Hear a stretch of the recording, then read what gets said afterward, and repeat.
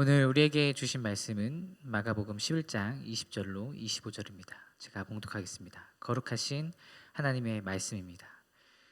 그들이 아침에 지나갈 때에 무화과 나무가 뿌리째 마른 것을 보고 베드로가 생각이 나서 여짜오되 라삐어 보소서 저주하신 무화과 나무가 말랐나이다. 예수께서 그들에게 대답하여 이르시되 하나님을 믿으라. 내가 진실로 너희에게 이르노니 누구든지 이 산더러 들리어 바다에 던지리라 하며 그 말하는 것이 이루어질 줄 믿고 마음에 의심하지 아니하면 그대로 되리라.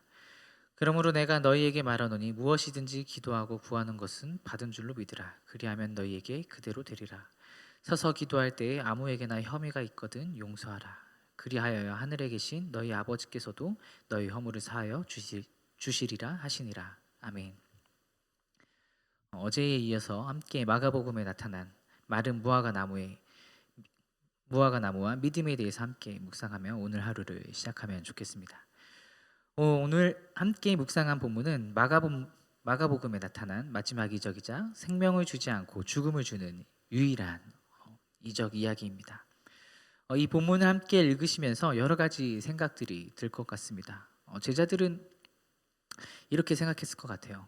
아니, 예수님께서 어떻게 이런 일을 하실 수 있으시지? 또 우리는 예수님의 능력을 당연하게 여기지만 제자들은 이렇게 생각했을 것 같습니다. 더 나아가서 성경을 읽는 우리에게 이런 질문을 떠오르게 합니다. 왜 예수님께서 이런 행동을 하셨을까? 왜 그렇게 하셨는지 알고 싶어지게 되는 대목이라 볼 수 있습니다. 이런 궁금증이 계속 생겨나죠. 열매 없는 무화과 나무는 무슨 의미이며 예수님은 왜 제자들의 물음에 다른 대답을 주셨을까? 먼저 베드로가 무화과 나무가 뿌리째 마른 것을 보고 예수님께 질문을 합니다. 어떻게 24시간 내로 무화과 나무가 마를 수 있습니까? 이것 좀 설명해 주십시오. 근데 예수님은 동문서답 같은 답변을 주시면서 이렇게 대답하시죠. 하나님을 믿으라.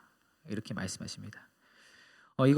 이 대답은 무화과 나무 사건과 전혀 상관없어 보이지만 사실은 그보다 더 큰 믿음의 공동체인 교회의 핵심적 설립 요건을 설명하신 것이라 볼 수 있습니다.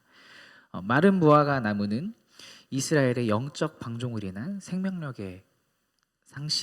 영적 생명력의 상실을 의미하는 것이고 그 근본 원인은 하나님을 믿는 믿음이 없었기 때문이라는 것을 비유적으로 말씀하신 겁니다. 이것이 중요한데 하나님을 믿는 믿음이 없었기 때문에 열매가 없는 이스라엘의 성전이 이렇게 무너지게 될 것이고 너희들은 그러니까 제자들은 새롭게 탄생할 하나님의 교회의 구성원인 그리스도인들에게 하나님을 제대로 신앙하는 것이 필요하다라는 것을 비유적으로 말씀하시고 그리고 직접적으로 무화과 나무를 통해서 보여주신 것입니다. 마가복음을 저술하면서 예수님의 행동들과 예수님이 말씀하신 이 믿음에 대해서 이렇게 이해를 한 것 같습니다. 바로 믿음이란 하나님의 도움을 신뢰하기 위한 필수적인 자세이면서 또한 믿음은 인간이 구원받을 수 있는 유일한 길이다.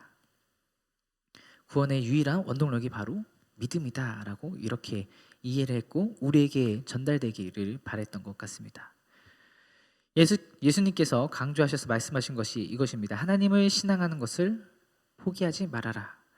어떠한 어려움이 오더라도 하나님을 더욱더 신뢰하고 의지해야 된다라고 우리에게 말씀하고 계신 거죠.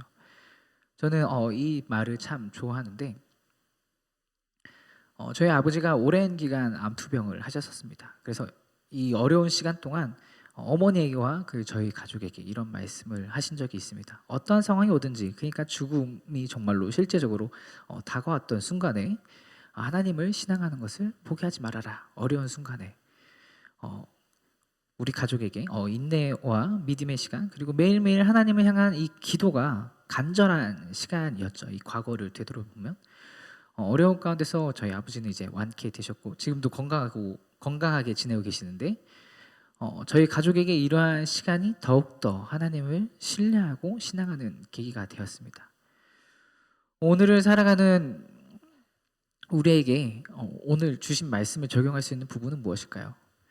먼저 우리의 정체성을 한번 생각해 보면 좋겠습니다. 계속적으로 기억해야 되는데 무화과 나무의 본분은 열매를 맺는 것, 이 열매를 맺는 것이 당연한 순리였습니다. 우리는 하나님을 신앙하면서 믿으면서 그분의 아들이신 예수님을, 그러니까 예수 그리스도를 따르는 그리스도인들이죠. 무화과 나무는 자신의 본분을 망각하고 열매를 맺지 못했습니다. 이스라엘도 마찬가지로 하나님을 신앙하는 것을 잃어버렸습니다.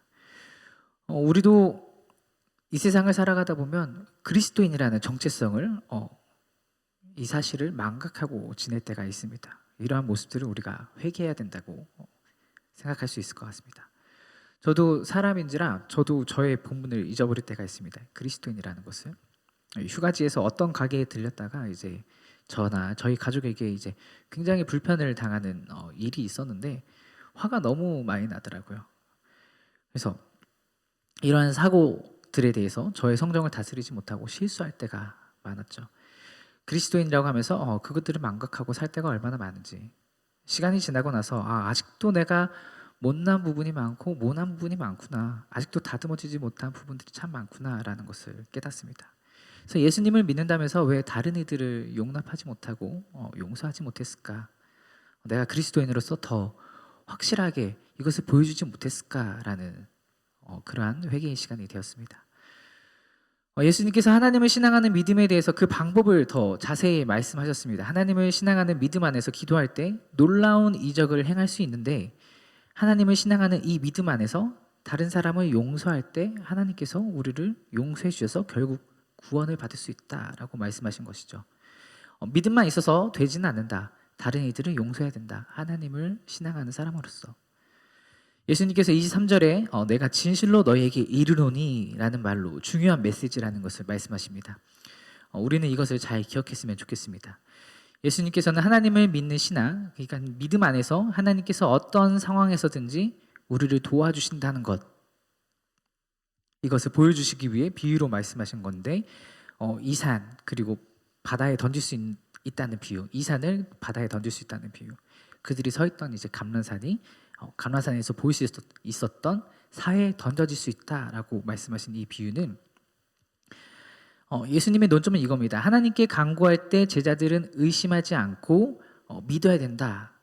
하나님에 대한 확신이 흔들려서는 안 된다.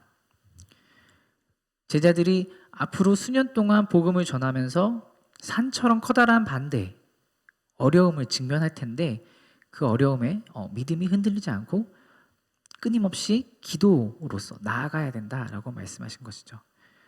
물론 그 때는 하나님의 정하신 때에 그 기도가 응답될 것이라는 것도 명심을 해야 됩니다.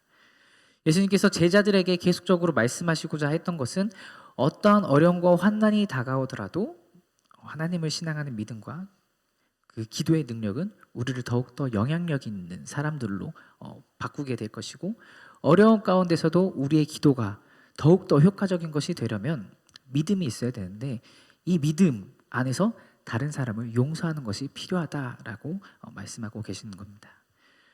오늘 저와 여러분들이 이 두 가지를 잘 실천했으면 좋겠습니다. 어떠한 상황 속에서도 흔들리지 않고 하나님을 잘 신앙하는 것, 그리고 나를 어렵게 하는 상황 혹은 사람들이 그러한 사람들이 있더라도 그 부분을 용납하고 용서할 수 있는 것, 하나님이 예수님을 보내셔서 우리의 죄와 허물들을 용서해 주신 것처럼 우리도 그 다른 사람들을 용서해야 된다는 것을 기억했으면 좋겠습니다.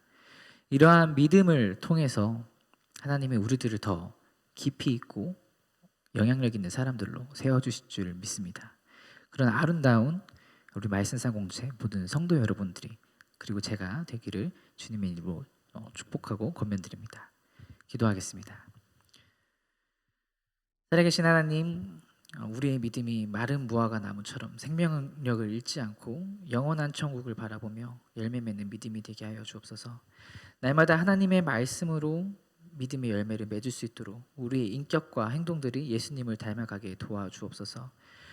어려운 상황 속에서 혹은 사람들과의 관계 속에 어려움이 있더라도 믿음으로 잘 헤쳐나갈 수 있도록 도와주시고 길을 열어 주옵소서. 말씀과 믿음의 기도로서 하나님의 이적들을 경험하는 우리 모두가 되게 하여 주옵소서. 감사드리며 예수님의 이름으로 기도드립니다. 아멘. 다 함께 공동기도 제목을 읽으며 함께 기도하도록 하겠습니다. 지금 들은 말씀이 내 삶으로 이어지게 하옵소서. 동네새 매주 성경 말씀 소그룹 사역이 활성화되어서 말씀이 살아 움직이는 공동체가 되게 하여 주옵소서. 말씀상 공동체 다음 세대가 예수님이 말씀 안에서 자라신 것처럼 영적으로나 육적으로나 잘 성장하여 우리 교회의 비전이 되게 하옵소서. 몸과 마음이 아픈 이들, 믿음이 연약한 이들을 회복시키시고 치료자이신 하나님과 동행하며 하나님의 은혜를 경험하게 하옵소서. 러시아 우크라이나 전쟁이 종식되고 온 세계가 합심하여 평화를 되찾을 수 있도록 도와주옵소서. 함께 읽으신 공동의 기도 제목과 가지고 나오신 개인의 기도 제목을 함께 기도하시다가 삶의 자리로 돌아가도록 하겠습니다. 함께 기도하겠습니다. 사랑이신 주님 감사합니다. 오늘 하나님께서 주신 말씀을 통해 우리의 신앙을 되돌아봅니다. 주님을 매일매일 담아가고 싶다고 고백하지만 세상을 살아가다 보면 우리의 본분을 잃어버리고 살아갈 때가 많습니다. 주님 이것을 주옵소서. 저희의 삶 속에서 항상 주님과 동행하면서 하나님을 더욱더 신뢰하는 신앙을, 그러한 믿음을 갖게 하여 주옵소서.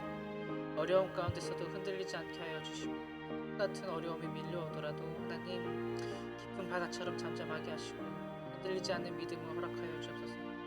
그리하여서 우리의 믿음이 이전보다 더